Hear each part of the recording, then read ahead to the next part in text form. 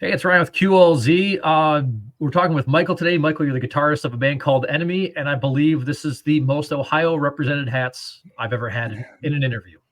It's always a good thing. Bengals fan, are you a Bearcats fan for college football? Are you a Buckeye fan? For college football, I watch a little bit of Bearcats. I'm kind of a unicorn when it comes to sports. I'm a Xavier fan actually when it comes to nice. Basketball. Yeah, my family has ties to that school, but we don't have a football team, obviously. So I know in basketball we're heated rivals, but I love football too much, so I have to root for somebody. So I typically watch UK and the Bearcats.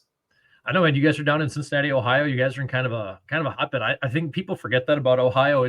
Obviously, I'm sure our listeners in Illinois are going to love so much Ohio talk with the Illini struggling this year and everything else, and the Big Ten and all that. But yeah, man, Cincinnati's got some great schools, great college. Like you said, Xavier, dude. I think people forget how good Xavier is, and just like that awesome rivalry between Xavier and Cincy. So does your family give you any shit because you root for both schools?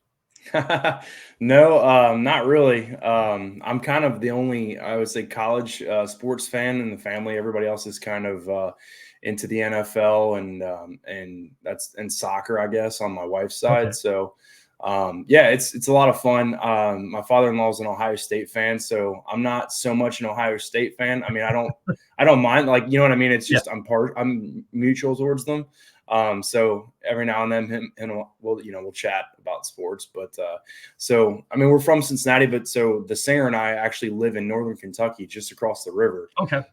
So anything we just say Cincinnati, because if we say like Covington, Kentucky or something like that, nobody knows where that is. But it's 2 minutes from downtown Cincinnati. So yeah, go right across the Ohio River. I think I told you that, like, when we were emailing back and forth. I'm like, where I told you where I'm from. I'm like, I can tell you where I'm from. You might have heard of it, but like everybody else, I'm like, okay, do you know Cleveland? They're like, That's yes. right. Like 45 minutes away. I'm like, Lake Erie's right there. So, dude, like I said, man, it's great to have you on. It's always great to chat with people from my home states. ENMY right now, you guys, we thought we were gonna get some more new music from you. Your band we've had on the Artist Spotlight, which I know you're familiar with, new on Q, but whatever you're able to share right now, there's some exciting things kind of happening for the band. So kind of where are things at for the band right now? Yeah, so we're right in the middle of a release process for a new album. We put the finishing touches on our first album, Breaking Down, back in January of this year. So we didn't really waste a whole lot of time. We went right back into releasing newer music. We expect the new album to be out at some point, probably early summer 2024. Don't hold me to that. I don't, things change, but that's kind of the goal right now, where we see it in our minds at least. But we've released a couple songs. We're going to release a couple more, and then the album will come out with a few other unreleased songs. Just with the way that streaming is anymore, you have to kind of release everything as a single first. But it's fun. It allows us to kind of focus on every song, which I think is kind of cool. It gives every song kind of a highlight, and it allows us to focus more on the actual writing part of each song. So it's a lot of fun. It's interesting because I'm glad you mentioned that, because I was going to ask you, be like, do you enjoy the process of this? Because I know like a Trey right now interviewed Brandon of a Trey a few months ago. They've always been an album band and they've been doing EPs. And I said, it's kind of a different take for you guys. You've always done this, but I'm like, do you at least enjoy the process of everything? And he mentioned those things. A lot of bands have of the highlights. And I guess it's kind of nice too, if you want to do a music video for each one, or at least, allow a song to at least have a life of its own for a few months and not just get buried, on an album. Yeah, absolutely. It's a lot for me personally. I enjoy the process. I consider myself more of like a studio musician, and honestly kind of a producer more than I do a writer. So in our writing process, it's usually one of the other guys that'll come up with an idea, and then I'll just take that idea and kind of run with it and kind of just help evolve it.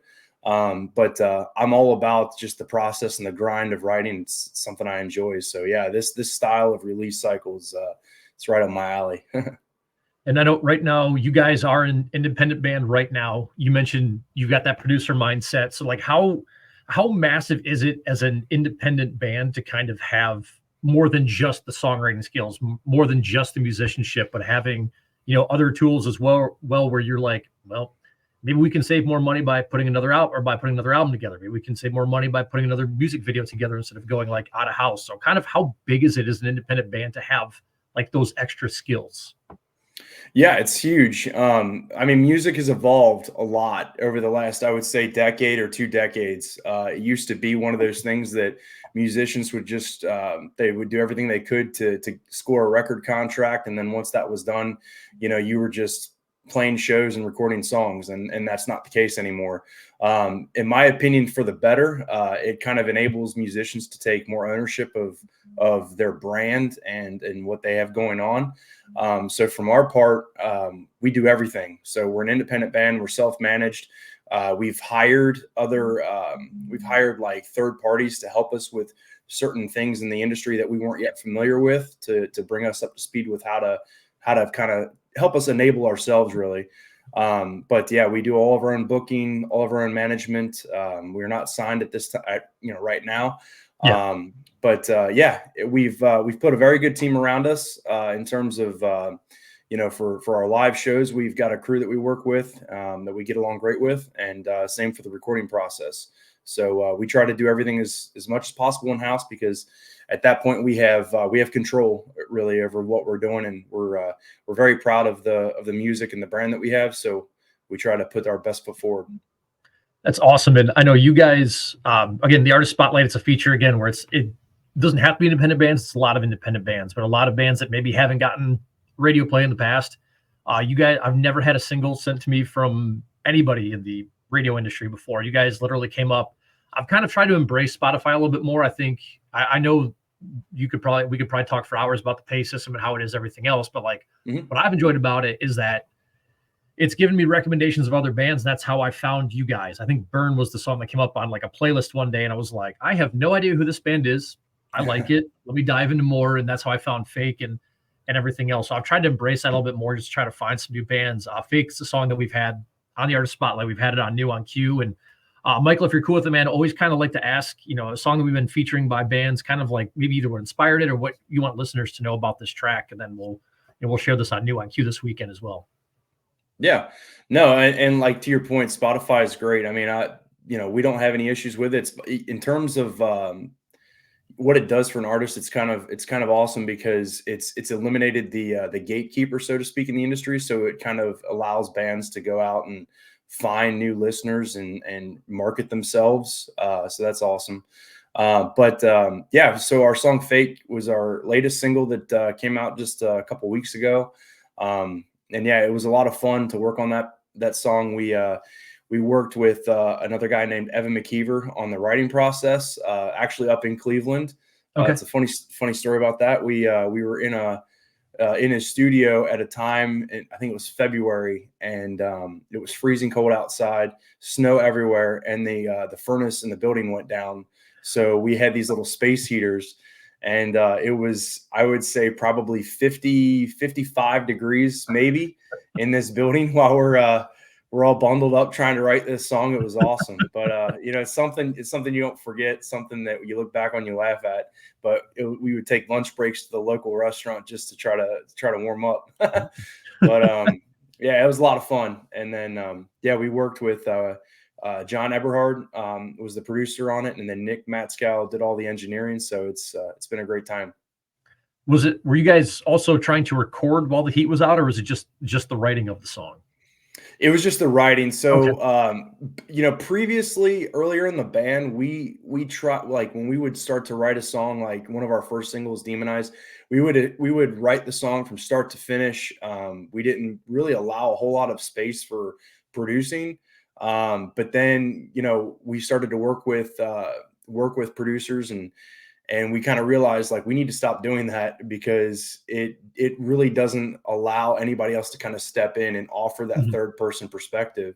So now we've kind of evolved as a band, even so much to where, like I mentioned, we even get somebody else involved during the writing process, just to, be in that room with us, give their ideas and takes on, I think we have our own like sound, but what do they hear? Like, what would they like to hear from us? And then kind of work things from there.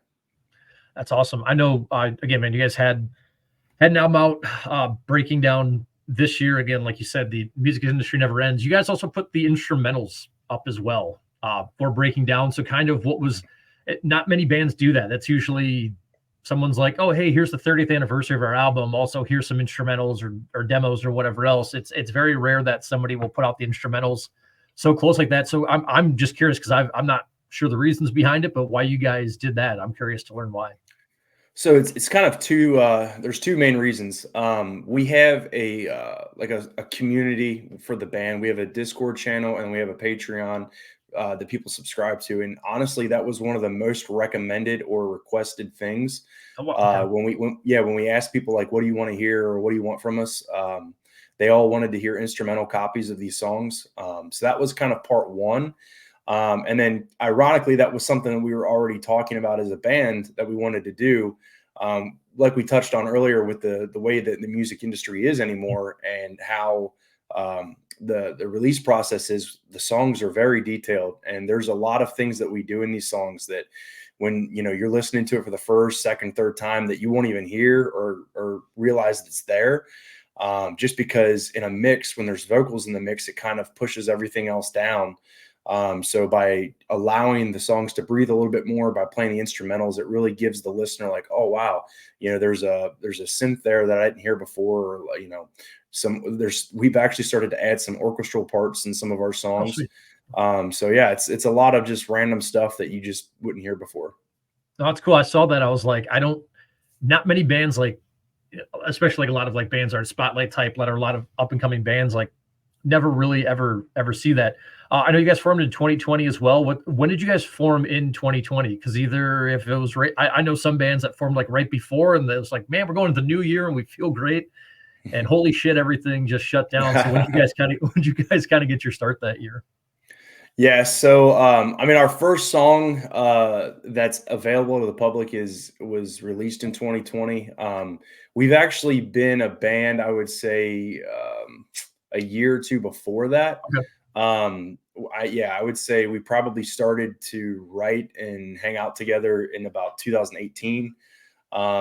We released a couple of like demos and stuff just to kind of get an idea of where we were, who we were going to be as a band. And then once we kind of found the direction that we wanted to go in, we decided to go ahead and take that next step. And then that's when the first song started to come out in 2020. And yeah, like you said, it was right as we're trying to kick things off, we were met with a pandemic, so it was really interesting. I would imagine so. It was an interesting time to interview bands right then. I'm like, what are you doing? They're like, oh, we're just Yeah, writing away, and all of a yeah. sudden we just had this massive influx of music 2 years later. So I'm glad something good came out of it. Again, Michael, man, you guys, ENMY, we've had you guys Artist Spotlight. We're gonna get you on New On Q again this weekend. Question I've got for you that I ask every single band. This used to be a blog feature when I was living up in Wisconsin. Asking your favorite no skip albums of all time, those complete albums from start to finish, the ones that you're like, I'm putting this on, I'm not skipping any songs. So, man, a few of your favorite all-time no skip albums. Yeah, so the number one for me is going to be Linkin Park Meteora. That was honestly the album that really inspired me to play Okay. music. I was in high school and I used to play a lot of sports. And I got injured playing football, and right about that time, I discovered Linkin Park. Mhm. And I just, man, hearing that, I wanted to learn how to, like, I loved it so much. I wanted to learn how to play it. So got a guitar, and the That's rest awesome. was, yeah, the way it goes. I also love Avenged Sevenfold's self-titled album. I love the Devil Wears Prada with Roots Above and Branches Below album. And this is really random, but I have a huge I don't classify myself as a lover of like one genre. I mean, I Yep. love all kinds of music. I love rock, obviously, but I love country. I love rap. I love oldies. I love everything. And the Beach Boys are probably one of my favorite groups. So their Sounds of Summer greatest hits album is always on repeat in my car. Awesome. I think you're the second person to reference the Beach Boys. You might be. We've had Oh, Yeah. We've Awesome. had Dave Matthews mentioned, so it's why I asked the question, because some people are all over. I mean, Alanis Morissette has been mentioned a few times, so it's kind of one of those cool things where, you know, it doesn't always have to be rock. It was literally the question of, hey, it doesn't matter what genre it is, let me know. Do you have the so mine finally came in the mail last week. Did you get the 20th anniversary deluxe set for Meteora? No, I haven't yet. No, Okay. I haven't. That's on my to-do list. I've been insanely busy, but I saw that was coming out, and yeah, it's definitely on my to-do list. Well, you're probably good to get it now. I waited 6.5 months for mine to arrive. Okay. So I Wow. think you're good. I think at this point, Yeah.